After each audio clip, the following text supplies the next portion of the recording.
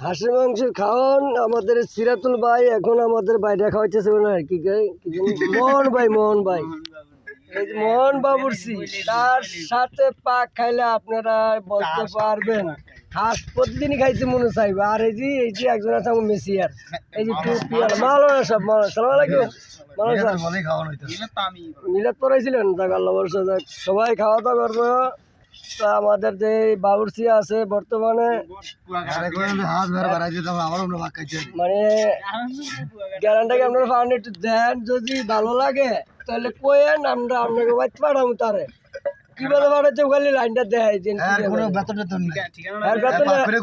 ও ভাগ করে খুশি আর খাইয়ে খুশি। আল্লাহ ঠিকানা 1 গ্লাস লসঘাট চাপজাল আর 1 গ্লাস লসঘাট চাপজাল, মানে সে চাপজাল পায় বড় বড় হাইর মাছ ধরে চাপজাল।